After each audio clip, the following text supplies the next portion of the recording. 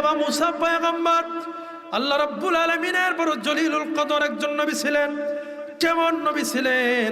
যখন মন চাইতো তুর পর্বতে গিয়া মহান মালিকের সঙ্গে হযরতে মুসা সরাসরি কথা বলতে পারত। আর এমন কথা, আরে কথার কি কথা, এমন আজগুবি কথা, যে কথা যে মানে উদাহরণই হয় না যার কোনো, এমন কথা বলতো। কি কথা বলতো জানেন? আল্লাহরে যাই বলতো, আল্লাহ তুমি আল্লাহ যদি মুসা হইতা আর আমি মুসা যদি আল্লাহ হইতাম, তুমি চাইতা কি? দেখছেন কায়দাটা কি? এটা কোনো প্রশ্ন হইল? কথা কয় না, এটা কোনো প্রশ্ন? হ্যাঁ, আল্লাহকে বলে যে আল্লাহ তুমি আল্লাহ যদি মুসা হইতা, কি বলেন? আল্লাহ কি কোনোদিন মুসা? এটা কি কোনো কথা? একটা বিষয় আছে যে কালামে লগ্ব, অনর্থক কথা, যার কোনো অর্থ হয় না, বেহুদা কথা। পাগলে কত কথা কয়, এই কথা না কেউ শোনে না কেউ মানে, কি ঠিক কিনা? আল্লাহরে বলতেছে যে আল্লাহ তুমি আল্লাহ যদি মুসা হইতা আর আমি মুসা যদি আল্লাহ হইতাম, তো চাইতা কি?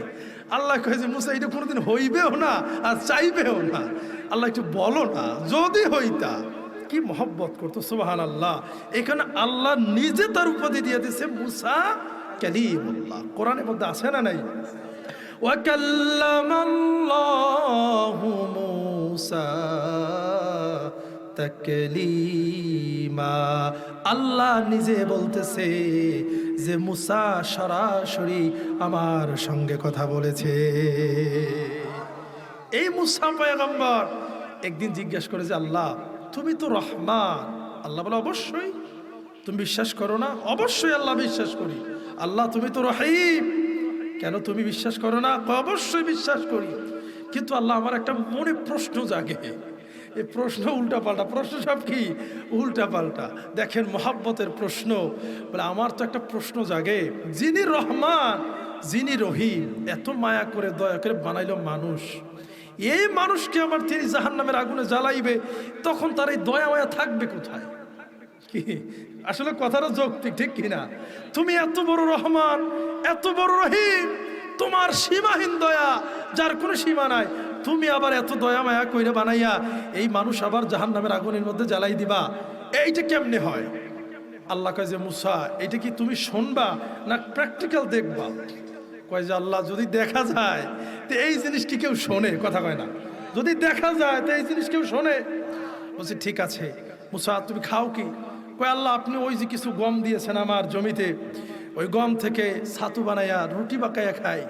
তো আল্লাহ বলছে ঠিক আছে, আগামীকালকে তুমি আমার সঙ্গে যখন কথা বলতে আসবা, তোমার ওই গম থেকে আমার জন্য কিছু গম নিয়ে আসবা। আল্লাহ তুমি খাইবা? কয় দূর, আমি আল্লাহ কি খাওয়া দাওয়া করেনি? আল্লাহ খাওয়া দাওয়া করে? হ্যাঁ মুসা তোমার আনতে বলছি, তুমি আনবা। বাবাজিরা আমার, গভীর মনোযোগ। পয়গম্বর মুসা বাড়িতে গিয়া সমস্ত বিবিদের ডাকলো, উম্মতদের ডাকলো, ডেকে ডেকে বলল আল্লাহ রব্বুল আলামিন গম চাইছে। এরে বিবিরে, সুন্দর করে গম বাছাই কর।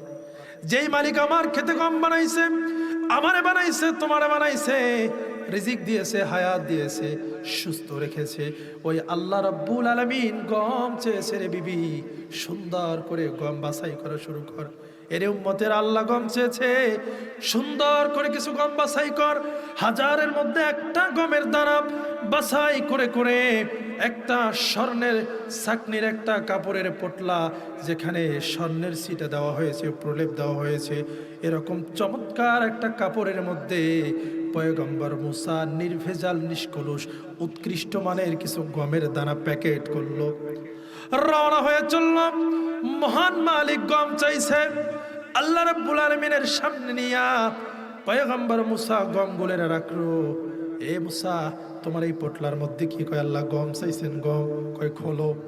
খোলার পরে কয় মুসা রে, এত চমৎকার গম কোন খেতে হয়েছে? হ্যাঁ, এক ক্ষেতের গম নিছে নাকি? একসাথে কি আপনার ওই কি বলে, আমাদের আগে চুন্নে বলতো না, চুন্নে ভরিয়ে নিয়ে গেছে না, বাছাই করছে, বাছাই করছে, ছাটাই করছে। মুসারে, এত চমৎকার গম তোমার খেতে? কয় না আল্লাহ, এত সুন্দর গম কি আর হয়? চিটা আছে, কাইস আছে, আদলা আছে, সেখান থেকে বড় সুন্দর করে যত্ন করে যাচাই করে বাছাই করে তারপরে তোমার জন্য এই উৎকৃষ্ট মানের কয়েকটা গমের দানা নিয়ে আসছি। এইবার রব্বুল আলামিন বলে মুসা, কষ্ট করে ক্ষেতের মধ্যে গম লাগাইলাম, এই গমের মধ্যে চিটা হইল, ভুসি হইল, এই গমের মধ্যে কাইস হইল, আদলা হইল, অর্ধেক ভালো অর্ধেক মরা দানা আছে না নাই। মুসারে এই সুন্দর গমগুলা নিয়ে আসলা, আর বাকি গম তোমরা খাইলা, চিটাগুলা করলা কি, কাইসগুলা করলা কি? কই আল্লাহ ফালাই দিয়া লাভ কি, আগুনের মধ্যে চুলায় জ্বালাই দিছি, কি করছি? এই কথা কানা বুঝতেছেন? এই ওয়াজ পাইতেন না, এখন তো ওয়াজ খালি ডাকতে হয়, দিলের কান দিয়ে শুনতে হবে। মুসা করছো কি? কয় আল্লাহ আগুনের মধ্যে চুলায়, উনুনের আগুনে জ্বালাই দিয়েছি। এরে মুসা, তুই প্রশ্ন করলি, তুই কি একবার ভাবলি না? এত কষ্ট করে গম লাগাইলি, এত কষ্ট করে গম মারাই করলি, বাড়িতে তুললি, এই গম বেছে ঝেড়ে আলাদা করে চিটাগুলোরে চুলার মধ্যে জ্বালাইলি, তোর অন্তরের মধ্যে একবার কি মায়া লাগে নাই, দাগ কাটে নাই? তুই যখন এর ভুসিগুলারে আগুনের মধ্যে জ্বালাই দিলি, তোর কি ওই কষ্টের কথা একবার মনে পড়ে নাই? মুসা সিজদায় পড়ে বলল, রব্বুল আলামিন, তোমার কুদরত বোঝার ক্ষমতা এই পৃথিবীর মধ্যে কারো নাই। রব্বুল আলামিন, ওই চিটাগুলো তো খাওয়া যাবে না, কোনো কাজে আসবে না, এই কারণে আমি ওইগুলোর আগুনে জ্বালাই দিয়েছি।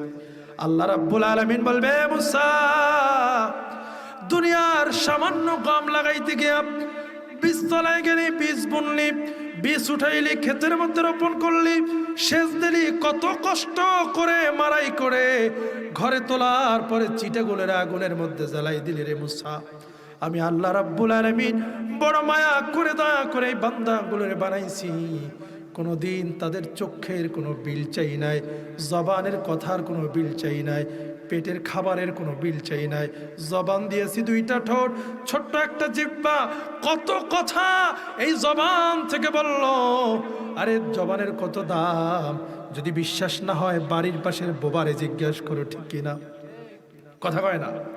পৃথিবীর সমস্ত এমপি, মন্ত্রী, রাজা, বাদশা, সুপ্রিম পাওয়ার যারা পেয়েছে, সবাই একত্রিত হয়ে মহান মালিকের মতো এইভাবে করে একটা বোবার কি জবান দিতে পারবে নাকি? একটা অন্ধের চোখ কি ফিরাই দিতে পারবে নাকি? যার পা নাই, এই পৃথিবীর সব ডাক্তার মিলে কি একটা পা বানাই দিতে পারবে নাকি? এ বাবাজি আমার, এই মুখ আল্লাহ রাব্বুল আলামিন দিলাম, কত গালি দিলাম, গীবাত করলাম, শিকায়াত করলাম, পরনিন্দা, হিংসা, দেমাগ, এই জবান থেকে কত অশ্লীল ফাহিশা কথা, চায়ের দোকানে গিয়া কত গল্প গুজব করলা রে বান্দা, কিন্তু এই জবান থেকে মহান মালিকের নামে একটু জিকির করতে পারলি না। আল্লাহ বলে, মুসা রে, ওই জবান আগুনে পোড়াইতে আমার কোনো মায়া লাগবে না।